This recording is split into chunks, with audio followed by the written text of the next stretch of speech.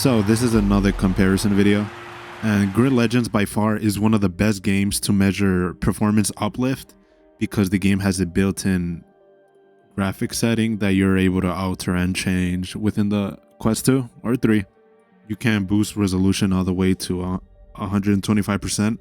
You could also put the refresh rate at 120 Hz. But in my testing, I did try the game before I recorded it, and I set it at 90 Hz at 100% resolution because I think this is the most optimal experience that most people are going to go for. It's not overkill, but it's not too low where it's compensating for something. I think this is where it should be at. I also left vehicle reflections on.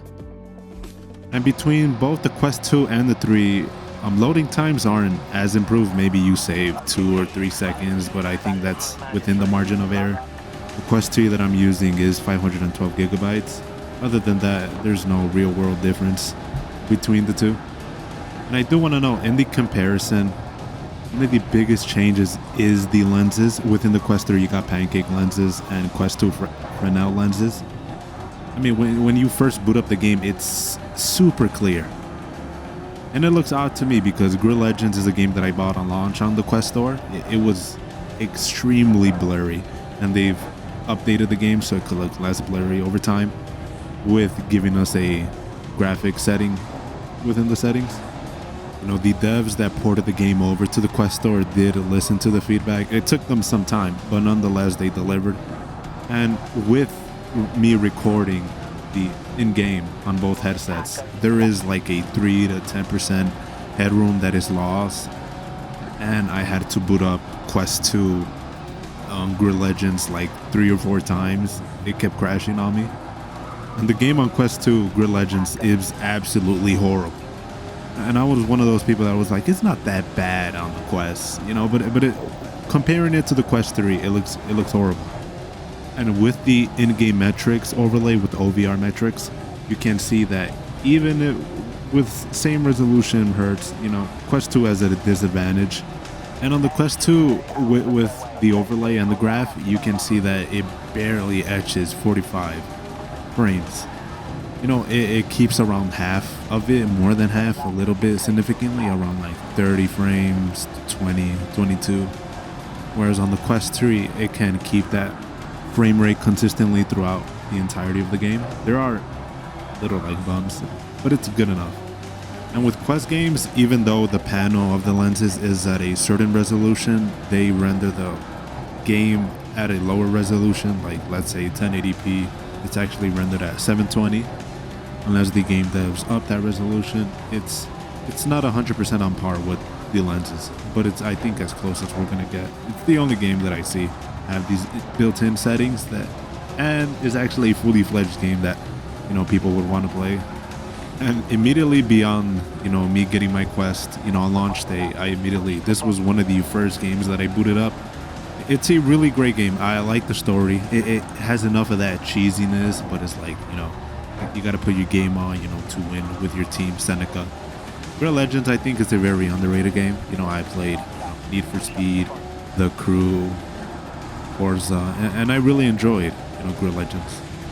And with the game being published by EA Sports, I do hope that maybe we'll get an update for the Quest 3. I really do think if you throw some devs at this, you know, possibly they can up the textures at least, and, you know, maybe try to hit a more consistent frame rate even on Quest 3. Because still in the game, if you look suddenly left, right, it kind of hitches. And I'm hopeful that maybe we can get a upgrade of this game on Quest 3, you know, with an update. Would increase the game's file size from 31 gigabytes significantly, you know, whether that's textures, resolution, you know, car choice, increasing the poly count on some models of the cars. I feel like they would need it, or the interiors of the cars. That would be great. And there's also noting there is no shadows in this game, so it kind of has that oddity, that cartoonish feel.